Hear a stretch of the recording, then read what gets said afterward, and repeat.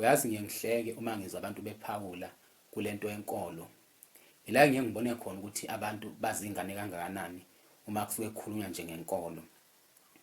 Uthola ukuthi omunye uzoqhamuka ethi ngiyayithanda lenkolo yaseNazaretha ngoba ihambisana namasiko nesintu sethu. Omunye uthola ukuthi uzoqhamuka ethi uthothi-ke yikholwa-ke lelo lithi hayi wonke umuntu mayefa uzofa emndenini wakhe.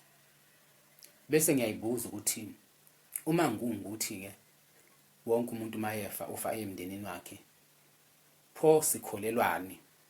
Ngoba phela kuyobe kusho ukuthi awukho umehluko okungawenza ukukholwa kwethu uma ukuthi vele sifa semndenini wethu. Uma futhi sithi ukukholwa uNazaretha buhambisana nesintu namasiko ethu, lapho phela siqonda ukuthi uNkulunkulu uyisizwe esisodwa, lapho siqonda ukuthi uNkulunkulu uwumZulu. Kanti akuhambi kanjalo.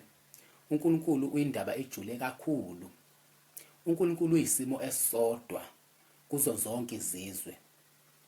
uNkulunkulu unendlela eyodwa ukumkhonza kulo lonke uhlobo lwabantu. Mawufunda nje kahle iBhayibheli, ikakhulukazi iTestamente elidala, uyathola la khona uNkulunkulu ekhuluma noAbraham ethi phuma ezweni lakini, uphume emasikweni akini, uphume nasemkhubeni yakini, uye ezweni engiyakukunika lona. Lokho kuyaveza ukuthi uNkulunkulu akahlangani nalento yobuzwe namasiko nayo yonke imikhuba le esasiyenze, kodwa uNkulunkulu onenkolo ezimele, enesiko eliyimele.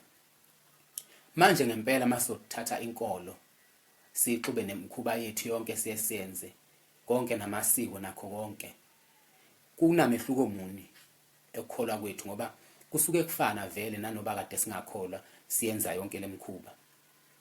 Uthi-ke umngani wami uNkulunkulu umuntu ojule kakhulu ngoba uNkulunkulu njengoba thina sisimbuke nje sila eKZN sicabanga ukuthi uNkulunkulu wethu thina eseKZN, uthi thina siwu-0.01% ey'ntweni nje ey'suke y'lawulwa uNkulunkulu, ngoba uNkulunkulu khona kuyo yonke imihlaba yo-9, kuwo wonke amaplanethi o-9 uNkulunkulu khona.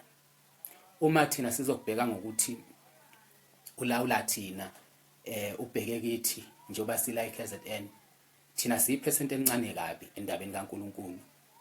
Bekusho nje umngani wami esithi masihleli sixoxa naye sisodwa, sixoxe sijule endabeni kaNkulunkulu ngoba thina sambulelwa ngendlela ehlukile engafani nale yabantu, nale futhi abantu abasuke beyijwayele.